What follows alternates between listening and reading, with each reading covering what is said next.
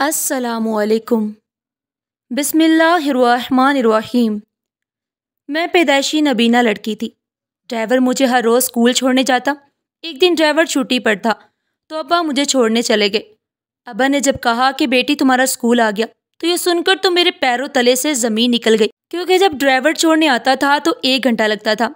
आज 10 मिनट में कैसे स्कूल आ गया? मुझे ड्राइवर मशकूक लगा, क्योंकि वो रोज़ मुझे रास्ते में आइसक्रीम खिलाता था। और फिर मैं पैदाइशी नबीना थी। घर का ड्राइवर मुझे हर रोज़ स्कूल छोड़ने जाता था। एक रोज़ ड्राइवर ने छुट्टी कर ली तो अब्बा कहने लगे कि स्कूल मैं छोड़ने चला जाता हूँ। अब्बा मुझे स्कूल छोड़ने चले गए। अब्बा ने जब कहा बेटी तुम्हारा स्कूल आ गया, तो ये सुनकर तो मेरे पैरों तले से ज़मीन निकल गई, क्योंकि ड्राइवर छोड़ने आता था तो 1 घंटा लगता था। आज 10 मिनट में कैसे? मुझे ड्राइवर पर शक हुआ, क्योंकि वो रोज़ मुझे रास्ते में आइसक्रीम खिलाता था। एक दिन ड्राइवर मुझे स्कूल छोड़ने गया तो मैंने आइसक्रीम नहीं खाई। अभी 10 मिनट ही हुए थे कि उसने गाड़ी रोककर जल्दी से दरवाज़ा बंद कर दिया, जैसे बहुत जल्दी में हो। आज अम्मी ने नाश्ता देर से बनाया था, जिसकी वजह से मुझे स्कूल से देर हो गई, और ड्राइवर भी तेज़ गाड़ी चला रहा था। थोड़ी देर बाद ड्राइवर ने गाड़ी का दरवाज़ा खोला और मुझे कहा कि ये मैं आइसक्रीम तुम्हारे लिए लाया हूँ, प्लीज़ इसको खा लो, आज अच्छी जगह से लाया हूँ, देखो ये बहुत मज़े की है। मुझे डर लगने लगा कि न जाने इस आइसक्रीम में ऐसा क्या था कि मुझे खाते ही चक्कर आने लगते थे। ड्राइवर ज़बरदस्ती करने लगा कि बस थोड़ी सी खा लो, यकीन मानो ये बहुत ही मज़े की है। लेकिन मेरा दिल नहीं माना। मेरा दिल किया कि मैं गाड़ी से उतर जाऊं और ज़ोर से आवाज़ लगाऊं, लेकिन मेरे पास कोई भी सबूत नहीं था कि ड्राइवर कुछ गलत कर रहा है कि नहीं। ड्राइवर तो बस मुझे खाने के लिए बेतहाशा मिन्नत समाजत कर रहा था, मगर मैंने आइसक्रीम नहीं खाई। घर आने पर अम्मी को बिना बताए मैं अपने कमरे में चली गई और सो गई। शाम में जब मेरी आंख खुली तो मैं बहुत आरामदेह महसूस कर रही थी, जो अक्सर आइसक्रीम खाने के बाद मैं नहीं करती थी। मैं देर तक सोने के बाद भी जब सोकर उठती तो मेरा सर मुझे फिर भी भारी महसूस होता, लेकिन आज जब मैं सोकर उठी तो बहुत हल्का महसूस कर रही थी। मुझे ऐसा लगा कि वो सब कुछ आइसक्रीम की वजह से होता था। मैंने ये बात किसी को नहीं बताई। अगले रोज़ ड्राइवर ने मुझे छोड़ने में 1 घंटा 20 मिनट लगाए। वो ज़्यादा देर तक मुझे गाड़ी में छोड़कर चला गया। मैं उसका इंतज़ार करते करते वहाँ से निकलकर खुद चलने लगी कि अचानक से मुझे कोई पकड़कर गाड़ी में बिठाने लगा। आवाज़ से ऐसे महसूस हुआ कि वो मेरा ड्राइवर था और मुझे ज़बरदस्ती एक आइसक्रीम की बजाय आज 2 आइसक्रीम खिला रहा था। मैंने आवाज़ें लगाना चाही, लेकिन उसने मेरे मुंह पर हाथ रख लिया और मुझे ज़बरदस्ती आइसक्रीम खिलाने लगा। आइसक्रीम खाते ही मैं अपनी होश खो बैठी। मुझे नहीं पता कि उसके बाद मेरे साथ क्या हुआ और क्या नहीं। आंख खोली तो अम्मी ने कहा ड्राइवर तुम्हें घर ले आया था, तुम बेहोश हो गई थी। गर्मी की वजह से मुझे समझ नहीं आया कि मेरे साथ आखिर हुआ क्या था। मैंने किसी को कुछ नहीं बताया, यानी कि मैंने अम्मी को ये भी नहीं बताया कि ड्राइवर ने मुझे ज़बरदस्ती आइसक्रीम खिलाने की कोशिश की थी, क्योंकि होश में आने के बाद मुझे खुद भी याद नहीं था कि मेरे साथ हुआ क्या था। अगले रोज़ सुबह मैंने बहाना बनाकर स्कूल की छुट्टी कर ली, क्योंकि वो सब मैं दोबारा महसूस नहीं करना चाहती थी। लेकिन स्कूल ना जाने पर ड्राइवर मेरे कमरे में आकर मुझसे पूछने लगा, बीबी साहिबा आज आप स्कूल नहीं गई? मैं खामोश रही। मैंने उसे कुछ भी नहीं बताया। फिर मुझे कहने लगा, बीबी साहिबा मैं आपके लिए एक आइसक्रीम लाया हूँ। मैं तजस्सुस और बेबसी से बस उसे देखने लगी और दिमाग में मंसूबा बनाते उसकी जानिब देखने लगी। मैंने कहा मुझे एक चीज़ तो याद नहीं, मगर थोड़ा थोड़ा याद आ रहा है कि कल आपने मेरे साथ कुछ गलत किया था। मैंने लड़खड़ाती हुई आवाज़ में कहा। ड्राइवर ने बहुत आम से लहजे में कहा। मुझे लगा कि मेरा वहम होगा, क्योंकि मुझे बहुत सारी बातें तो कल की याद नहीं थी, इसलिए मैंने कुछ नहीं बोला।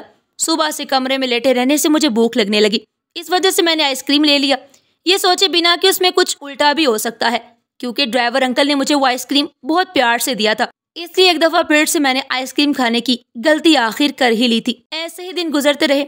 एक रोज़ मैं ड्राइवर के साथ जाने लगी तो मुझे ऐसा लगा कि वो किसी से फ़ोन पर बात कर रहा है, वो भी मेरे बारे में, क्योंकि मैंने उसके मुंह से सुना था कि हाँ मैंने आइसक्रीम खिला दी है, आज भी खिला दूंगा तो बताता हूँ। मैंने सिर्फ इतना ही सुना था कि अम्मी ने मुझे आवाज़ लगा दी, बेटा मैं तुम्हें दवाई दे रही हूँ, इसके बाद खाना खा लेना, मैं तुम्हारे लिए डॉक्टर से ख़ास तौर पर लाई थी, बस अल्लाह शिफा दे तुम्हारी आंखों को और जल्दी से तुम देखने लगो। मैं दवाई लेकर गाड़ी में बैठ गई। थोड़ी ही देर बाद ड्राइवर ने एक दफ़ा फिर से गाड़ी रोकी। इस दफ़ा तो मैंने ठान ली थी कि आखिर पता तो लगाऊं कि ड्राइवर करता क्या है। गाड़ी पिछले 20 मिनट से एक ही जगह पर खड़ी थी, इसलिए मैं उसका पीछा न कर सकी। मैं इधर उधर सहारा लेती गाड़ी से निकली कि कम से कम मैं ये तो पता लगा सकूं कि आखिर मैं हूँ किस जगह पर। कहीं दूर से ड्राइवर की बातें करने की आवाज़ें आ रही थी। मैं ज़्यादा करीब ही नहीं जा सकती थी, वरना ड्राइवर मुझे देख लेता, और जबकि मैं उसे देख ना पाती। मुझे ड्राइवर की ना आवाज़ सही आ रही थी और ना ही महसूस हो रहा था कि क्या मैं ऐसी जगह हूँ जहाँ मुझे ड्राइवर देख नहीं सकता। लेकिन मेरा पता लगाना भी जरूरी था कि आखिर ड्राइवर करता क्या है। दूर से कहीं धुआं आता महसूस हो रहा था। मुझे लगा कि शायद ड्राइवर सिगरेट पी रहा है, और अगले ही लम्हे मेरे दिमाग में आया कि कहीं नशा वगैरह तो नहीं करता। और उस दिन शायद मेरे साथ कुछ हुआ था, जो उस दिन मैं बेहोश हो गई और मुझे कुछ याद भी नहीं था। तो कहीं उसने मेरे साथ नशे में कुछ गलत तो नहीं किया। मैं भाग भी नहीं सकती थी। मुझे तो ये भी नहीं पता था कि जिस तरफ मैं भागूंगी ड्राइवर होगा भी कि नहीं, और मुझे कहीं देख भी न ले। वो धुआं बढ़ता ही चला जा रहा था। ड्राइवर की आवाज़ और करीब से आने लगी, बल्कि ड्राइवर के साथ साथ ऐसा महसूस होता था कि कोई और भी उससे बातें कर रहा है। मुझे कुछ समझ नहीं आया और मैं वापस अपनी गाड़ी की जानिब बढ़ने लगी। इधर उधर से सहारा लेकर मैं थोड़ी देर के बाद आखिर अपनी गाड़ी के पास पहुंच गई थी। गाड़ी में बैठते ही कुछ देर बाद ड्राइवर भी आ गया। बीबी साहिबा, आपकी सांसें क्यों फूल रही हैं? कुछ नहीं, वैसे ही छोड़े, मैंने डर कर कहा। इतनी देर क्यों हो गई थी आपको? मैंने हिम्मत जमा करके पूछा। कुछ नहीं बीबी साहिबा, अपने बच्चों के लिए दवाई ले रहा था। गरीब के बच्चे तो बस बीमार ही होते हैं। ये कहते ही उसने जेब में हाथ डाला, जिससे कुछ आवाज आने लगी, और साथ ही मुझे उसने आइसक्रीम पकड़ा दिया। उसकी आवाज से और बात करने के अंदाज से ऐसा बिल्कुल भी महसूस नहीं होता था कि उसने कोई सिगरेट या नशा किया है। लेकिन उसकी इस बात पर मेरा तजस्सुस और मजीद बढ़ गया कि हो न हो ड्राइवर ने झूठ बोला है, क्योंकि जिस जगह ड्राइवर मौजूद था उसकी हल्की हल्की आवाजें मुझे भी आ रही थी। और यही नहीं, उस जगह पर धुआं भी उठ रहा था। क्या वो नशा तो नहीं करता होगा? मैंने दिल ही दिल में सोचा, क्योंकि हर गरीब अपना गम मिटाने के लिए यही तो करता है। लेकिन उसके पास पैसे कहाँ से आ सकते हैं? मैं खुद ही दिल में सवाल करती और खुद ही उसका जवाब भी निकाल लेती। लेकिन उधर वो किसी से बात भी तो कर रहा था। मुझे याद आया, कहीं उसे किसी ने नशे में तो मुलवस नहीं कर दिया। बीबी साहिबा, क्या हुआ? कहाँ गुम है आप? आपको भूख लग रही होगी ना, ये आइसक्रीम खा ले। आप मुझे ये आइसक्रीम क्यों देते हैं हर रोज? बिल आखिर मेरे मुंह से निकल ही गया। और उस दिन जब मैं बेहोश हो गई थी तब आपने मुझसे जबरदस्ती की थी ना? मुझे हल्का हल्का याद आ रहा था। मैंने कोई बदतमीजी नहीं की बीबी साहिबा, ड्राइवर ने टूटे फूटे अल्फाज में कहा। मैंने ज्यादा बहस नहीं की, क्योंकि मुझे खुद हकीकत नहीं पता थी। आपकी तबीयत कैसी है? मैं हैरान हुई। मेरी तबीयत के बारे में इनको आखिर कैसे पता? इसका मतलब आइसक्रीम में जरूर कुछ था। मेरी तबीयत को क्या हुआ? मैंने बहुत नॉर्मल अंदाज में पूछा। अरे आपकी आंखें, उनके बारे में पूछ रहा हूँ। कुछ बेहतरी आई उसमें? हाँ वो, अच्छा अच्छा, क्या कोई फर्क पड़ा या नहीं? ड्राइवर ने हैरानी से पूछा। मैंने कहा नहीं, अम्मी ने दवाई ली थी, मैं रोज खाती हूँ, मगर उससे भी कोई खास फर्क नहीं पड़ता। मैं क्यों गलत सोच रही थी ड्राइवर के बारे में, जबकि वो दिल का कितना अच्छा है। मैंने खुद से हम कलाम होते हुए कहा। शायद मैं कुछ ज्यादा ही ओवर थिंकिंग करने लगी हूँ, ज्यादा ही सोचने लगी थी। ये सोचती मैंने ड्राइवर से आइसक्रीम मांगी और रोज की तरह खाने लगी। फिर अचानक गाड़ी खराब हो गई और हमें कुछ वक्त इंतजार करना पड़ा। काफी देर हो चुकी थी तो मेरी हालत खराब होने लगी और मेरा सर चकराने लगा, और मेरी हालत देखकर ड्राइवर हक्का बक्का हो गया। इससे पहले कभी भी ड्राइवर ने मेरी ये हालत नहीं देखी थी। ड्राइवर परेशान हो गया और जल्द अज जल्द गाड़ी ठीक होते ही मुझे घर ले गया। उसके बाद अगले 3 दिन तक मुझे ड्राइवर स्कूल छोड़ने नहीं गया। मुझे बाबा लेने और छोड़ने जाते थे। मैंने बाबा से पूछा कि ये ड्राइवर कहाँ है। बाबा ने कहा कि उसकी तबीयत ठीक नहीं, इसीलिए तुम्हें मैं छोड़ने जा रहा हूँ। कुछ दिन गुजरने के बाद ड्राइवर जब मुझे स्कूल छोड़ने गया तो मैं 10 मिनट में पहुंच गई। मुझे बड़ी हैरानी हुई कि ऐसे कैसे हो सकता है। आज ये पहली दफा था कि ड्राइवर ने मुझे 10 मिनट में स्कूल छोड़ दिया। उसने मुझे आइसक्रीम भी नहीं दी। ऐसा 1 हफ्ते तक होता रहा। तो आखिर मैंने पूछ ही लिया, अंकल अब आप मुझे 10 मिनट में स्कूल कैसे छोड़ देते हैं और मुझे आइसक्रीम भी नहीं पूछते? तो ड्राइवर ने बात बना दी, बेटा मुझे किसी जरूरी काम से जाना था, आपके बाबा ने कहा था, इसलिए मैं जल्द से जल्द आपको स्कूल पहुंचा देता हूँ, और आइसक्रीम लेने का भी टाइम नहीं होता। मुझे ड्राइवर की इस बात से कोई तसल्ली नहीं हुई थी, इसलिए अब मैंने ठान लिया कि मैं अब अपने साथ अपनी दोस्त को लेकर जाऊंगी, और वो भी चोरी छुपे, ताकि मामले का पता लग सके। अगले कुछ दिन मैं अपनी दोस्त को चुपके से डिक्की में बिठा देती कि आखिर ड्राइवर को इतना वक्त क्यों लगता है, ताकि पता चल सके और क्या बात है, वाकई गाड़ी रोकता है या कुछ गलत करता है। इन सब सवालों के जवाबों के लिए मैं अपनी दोस्त को अपने साथ ले गई, लेकिन उसका भी कोई फायदा नहीं हुआ। ना तो ड्राइवर छोड़ने में देर लगाता और ना ही मुझे आइसक्रीम खिलाता था।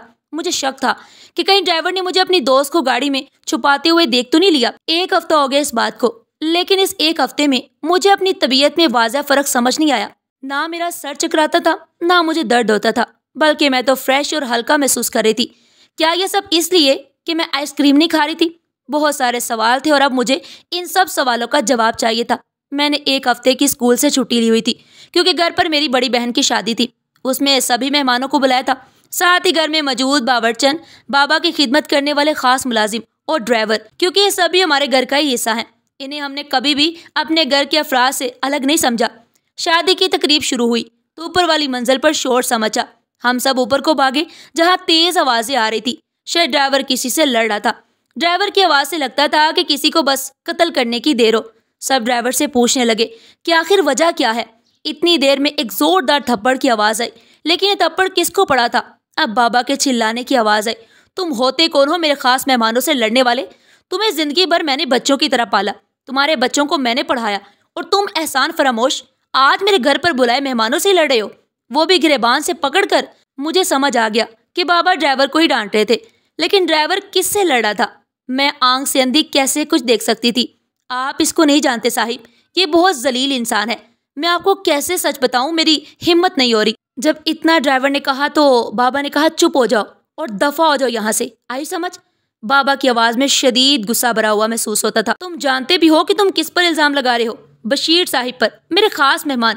तुम्हें पता भी है कि जिस घर में तुम खड़े होकर उनसे बदतमीजी कर रहे हो, उनसे लड़ झगड़ रहे हो, ये घर उन्होंने ही मुझे दिया है। इनके बहुत एहसानात हैं मुझ पर। हमारी बहुत बड़ी प्रॉपर्टी का नुकसान हो गया था। बशीर साहब के भाई ने अपने घर में मशवरा किए बिना इतना बड़ा फैसला कर लिया था, लेकिन तुम गरीब कहाँ जानो। ये बात बाबा के मुंह से पहली दफा निकली थी, शायद इसलिए क्योंकि बशीर अंकल के भाई का हम पर वाकई बड़ा एहसान था। साहिब जी, ये इतने अच्छे नहीं जितने आप समझ रहे हैं। ये झूठा शख्स है, रोज बुल्ले शाह के मजार पर जैली पीर बन के बैठता है। अच्छा, तो ये बात तुम्हें किसने बताई? और हम तुम्हें काम के सिवा जाने ही कहाँ देते हैं जो तुम्हें पता हो? बाबा ने तंजिया अंदाज में कहा। साहिब जी, अगर मैं आपको एक सच बताऊं, आप गुस्सा तो नहीं करेंगे? ड्राइवर की आवाज कुछ डरी हुई महसूस हुई थी। तुम्हारा और क्या कहना रह गया है? तू क्या बोलेगा? बोल। बाबा जैसे गुस्से से सुर्ख हो रहे थे। उनकी आवाज में महसूस कर सकती थी कि बाबा जितना गुस्सा कर रहे हैं वो लाल हो गए होंगे। वो दरअसल बीबी साहिबा आइसक्रीम, ये बोलकर ड्राइवर की जुबान लड़खड़ाई थी। आइसक्रीम का नाम सुनते ही मेरे पैरों तले से जमीन निकल गई। दफा हो जाओ, और अब एक लफ्ज और ना कहना। डर के मारे अब क्या कहोगे? जो तमाशा बनना था बन गया। उस वक्त ऐसा महसूस हो रहा था कि बाबा गुस्सा जब्त कर रहे हैं। रुक जाएं बाबा, आइसक्रीम क्या? बताएं आप, क्या है आइसक्रीम? मैंने फौरन कहा। वो बीबी साहिबा, मैं जो आपको आइसक्रीम खिलाता था वो मुझे यही देता था, और वो जो मैं लेट छोड़ता था वो भी इसी की वजह से। मैं गाड़ी रोककर इस जाली बाबा के पास जाता था। ये सुनकर हर कोई साकत खड़ा रह गया और सभी ड्राइवर की बात सुन रहे थे। क्या बकवास कर रहे हो? तुम्हें ये अच्छा खासा इंसान ही दिख रहा जो अपनी सफाई पेश करने के लिए इसको बाबा बना दिया? बाबा के गुस्से में इजाफा महसूस हो रहा था। नहीं, आप एक दफा मेरी बात सुने साहिब जी, ड्राइवर ने जल्दी से बोला। मैं बीबी साहिबा के इलाज के लिए जाता था इस बाबे के पास। ये मुझे आइसक्रीम पे पता नहीं क्या पढ़ के देता और कहता था कि इसके बारे में घर वालों को नहीं बताना, वरना लड़की की जान को खतरा होगा। वो ये अमल मुझसे रोज करवाता। और एक दिन बीबी साहिबा ने आइसक्रीम नहीं खाई तो इस जाली बाबा ने मुझे कहा, आज 2 आइसक्रीम खिलाओ, और ना खाए तो जबरदस्ती मुंह में डालना, वरना तुम्हारी बीबी की आंख कभी ठीक नहीं होगी। लेकिन उस दिन 2 आइसक्रीम खिलाने पर भी बीबी साहिबा की तबीयत खराब हो गई। मैंने सोचा वैसे ही हो गई होगी, लेकिन कुछ दिन पहले गाड़ी खराब हो जाने की वजह से बीबी साहिबा को इंतजार करना पड़ा। तब मैंने बीबी साहिबा की वो हालत दोबारा देखी तो मुझे कुछ गड़बड़ लगी। मैं अगले रोज उस बाबा के पास बीबी साहिबा को स्कूल छोड़ने के बाद गया। वहाँ पहुंचा तो कुछ लोग आपस में बातें कर रहे थे। मुझे वो बाबा भी नजर नहीं आया, तो मैं उन सब लोगों के पास चला गया। तो मैंने उनसे पूछा कि यहाँ एक बाबा होते हैं जो आइसक्रीम पर दम करते हैं, वो कहाँ है? वो मेरी जानिब देखकर कहने लगे, कौन बाबा? हमने तो इधर किसी को नहीं देखा जो दम करते हैं। मुझे कुछ समझ नहीं आया कि मैं क्या करूं। उस दिन के बाद से मैंने ना ही बीबी जी को आइसक्रीम दी और ना ही देर से स्कूल छोड़ा, और आज मुझे इधर नजर आया तो मैं पहचान गया कि ये वही बाबा है। किसी को भी ड्राइवर की मनगढ़ंत कहानी पे यकीन नहीं आ रहा था, लेकिन मुझे ये सब सच महसूस हुआ। हाँ, मैं एक दिन ड्राइवर का पीछा कर रही थी तो मुझे धुआं महसूस हुआ, और ये भी कि ड्राइवर किसी से बातें कर रहा है, लेकिन किससे कर रहा है मैं ये देख नहीं सकती थी। मुझे पता नहीं चल सका, और मुझे सच में उस आइसक्रीम से चक्कर आते थे। देखा साहिब, मैं सच कह रहा था। सब ड्राइवर की जानी मतवज्जा थे, और उसी वक्त मुझे महसूस हुआ कि कोई मेरे करीब आ रहा है। अचानक से किसी ने मुझे कसकर पकड़ा और कहा, हिलना मत, वरना तुम्हारी बेटी को मार दूंगा। ये आवाज शबीर अंकल की थी, जिन्होंने शायद मेरे सर पर बंदूक रखी थी। घर के सब अफराद खौफजदा हो गए। किसी को कुछ भी समझ नहीं आ रहा था कि आखिर हो क्या रहा है। अब जो आवाज आ रही थी वो शबीर अंकल की थी। हाँ, मैं था जो तुम्हारा नुकसान चाहता था, और क्यों नहीं करना चाहिए ऐसा? तुम्हारी वजह से मेरे भाई ने बिना हमसे पूछे तुम्हें इतना बड़ा घर दे दिया, और ये घर मेरा था। मैं रहना चाहता था यहाँ पर, और तुमने बड़ी होशियारी से ये घर ले लिया। और तुझे क्या मिली ये नबीना बेटी? हाँ, फिर तो इसका इलाज भी करवाएगा। और मैं दिन रात बस यही सोचता रहता कि किस तरह से तुम्हारा नुकसान करूं। घर हासिल ना हो सका तो क्या हुआ, तुम्हारा नुकसान तो कर सकता हूं ना। और फिर तेरी ये नबीना बेटी और बेवकूफ ड्राइवर, इससे अच्छा मौका और कहाँ मिलता। शबीर अंकल मेरी कमजोरी का मजाक उड़ा रहे थे और मेरी आंखों से आंसू टपक रहे थे। किसी ने किसी को धक्का दिया, जो मुझे भी महसूस हुआ। बस बीबी साहिबा के बारे में एक लफ्ज भी नहीं। ये आवाज ड्राइवर अंकल की थी, लेकिन साथ ही कहीं से जोर से नीचे किसी के गिरने की आवाज आई। रोती हुई अम्मी, बहन और भाई मुझसे लिपट गए और नीचे सीढ़ियों पर भागे। और फिर मुझे आवाज आई, क्या हुआ अम्मी? मैंने परेशानी से कहा, बेटा ड्राइवर ने शबीर अंकल को नीचे धक्का दे दिया था और बाबा भागे हैं शबीर अंकल को पकड़ने के लिए। इतने में पुलिस को भी कॉल कर दी गई थी। थोड़ी देर बाद पुलिस शबीर अंकल को ले गई। अब सिर्फ रोने की आवाजें सुनाई दी। इस दफा बाबा की भी रोने की आवाज है। मुझे माफ कर दो बेटा, मैंने तुम्हें कितना गलत समझा, थप्पड़ लगाया, गरीबी के ताने दिए, लेकिन तुमने फिर भी मेरी बेटी की इतनी मदद करी। बाबा ने भीगी आवाज में कहा। मुझे लगा था कि शायद मुझे भी माफी मांगनी चाहिए, क्योंकि मैं भी न जाने क्या क्या सोच बैठी थी। अंकल मुझे भी माफ कर दें, मैंने भी आपके लिए कितना गलत सोचा। मैंने दुख भरे अंदाज में कहा। अरे साहिब, बीबी जी, आप दोनों मुझे शर्मिंदा कर रहे हैं। जो हुआ सो हुआ, छोड़ें ये सब कुछ। काफी देर की नाजुक सूरत हाल के बाद एक दफा फिर सब अपने अपने कामों को चले गए। ड्राइवर अंकल अब भी मुझे रोज आइसक्रीम खिलाते और ना ही मेरे सर में दर्द होता और ना ही भारी होता। हम न जाने क्यों किसी को जाने बिना उस पर तोहमत लगा देते हैं, ये सोचे बिना कि सामने वाले की नीयत अच्छी भी तो हो सकती है। और गरीब का दिल कितना बड़ा होता है, ना कि अमीरों की तरह जो इतनी जायदादों के बावजूद एक जायदाद के लिए किसी की भी जान की परवाह नहीं करते। आपकी इसके बारे में क्या राय है? क्या ड्राइवर सही करता था? नाजरीन, आज की ये कहानी आपको कैसी लगी और आपने इस कहानी से क्या सबक सीखा? कमेंट बॉक्स में अपनी कीमती राय का इजहार जरूर कीजिएगा। और इस तरह की मजीद कहानियां सुनने के लिए हमारे चैनल ईडियो पिन पॉइंट को जरूर सब्सक्राइब करें। और अगर वीडियो अच्छी लगी हो तो ज़्यादा से ज़्यादा शेयर करें और लाइक करना मत भूलिएगा। अपना और अपने प्यारों का बहुत सारा ख्याल रखिएगा। शुक्रिया। अल्लाह हाफिज़।